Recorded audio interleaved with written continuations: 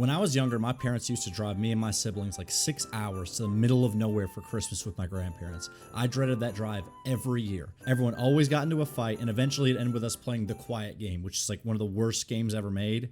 Got like a 3 on Metacritic. Probably published by EA. But once we got there, man, the party began. We had a Sega Genesis at my aunt's house, and I used to play games like NBA Jam, Golden Axe, Streets of Rage, and of course, Sonic. The thing about playing Sonic at the age of 5 is you have absolutely no clue what you're doing, but it's still fun because you're moving so fast, going through loops, bouncing off springs like, hitting them bots like. But for years, I would make it to the end of the area just to lose over and over again to that first boss. At this point in my gaming career, the hardest thing I had to beat was like 3 Goombas in a row, and now I have a giant wrecking ball swinging at me like, what? What am I supposed to do here? I had no clue, and I would play the same 3 levels for years, never getting past the boss, until finally, one day, that's literally all you had to do. And with that one jump, a whole new world of gaming opened up to me.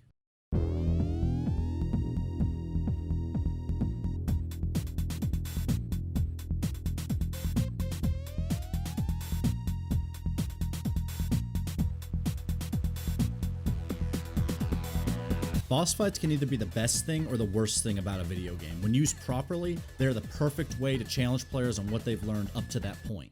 Zelda does boss fights in the simplest but most effective way possible. You enter a dungeon, find a new tool, kill minions with it for like an hour, and then use that tool and all you've learned to fight a big monster. And you do this over and over again throughout the game. It's a great way to give players a feeling of progression, like, okay, I'm getting the hang of this. What's not fun is spending a whole game learning to do things like parry and dodge just to fight this dumbass tree. This has to be the worst boss ever made. Even the creator of Dark Souls admitted this was his biggest regret. In order to beat this Withering Bush, you have to run to one end of the arena, hit the glowing tree fetus, run to the other side, dodge the holes opening up in the ground. La la la la la la la! I can't believe this. Dodge the arms that are trying to sweep you into the holes. How is this fight not over yet? Hit the other glowing fetus. Watch as the tumbleweed grows 2 flaming wings, because that makes complete sense. Hey, yeah, you look really cool. What am I supposed to do about this? I don't know. Well, suffering, I guess. Oh, I'm alive? Cool.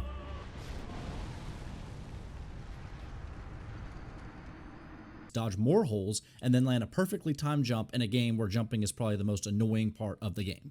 YOLO.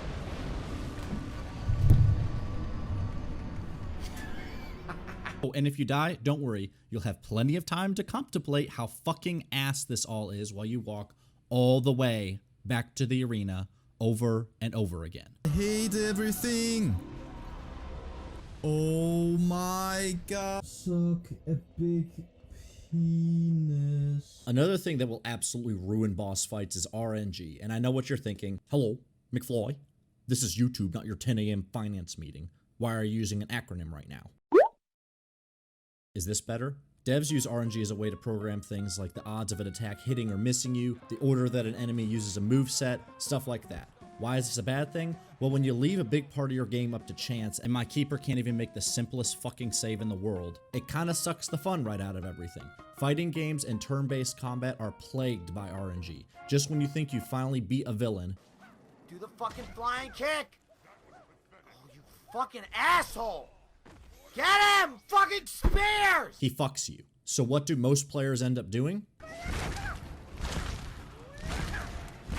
This is the way the game was meant to be played.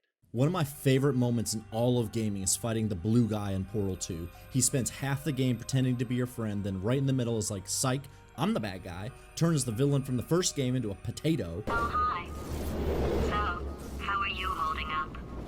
Because I'm a potato. And then you have to work together to get back to him. But when you get back to him, he releases a poison that will kill you if you don't kill him in less than 5 minutes, and you have to use all the skills you've learned over the course of the entire game until you portal to the fucking moon and launch him into space. It's that perfect blend of scale and difficulty that makes the great boss fights stand out from the rest. It has to be challenging without feeling impossible. It has to be beautiful and epic without distracting from the fight itself. There's nothing worse than playing an incredible game game only to get to the final fight and it just completely misses the mark. Breath of the Wild is one of the best, most innovative open world games of all time with tons of truly epic boss fights and moments, but then you get to the final boss and you just ride around on a horse and shoot him. Like, that's it. He barely even attacks you. It's less a fight, more of a just execution. Assassin's Creed 2, probably the best game in the series. You finally catch the man who is responsible for murdering your family, and what happens? You fight him like any other normal enemy. You can't build all that tension and anticipation over the length of a game only to fall flat. There has to be that climactic moment, a Michael Bay explosion of a fight, leaving the player with a sense of awe and accomplishment. They need to walk away from that game like, wow, I truly am the master.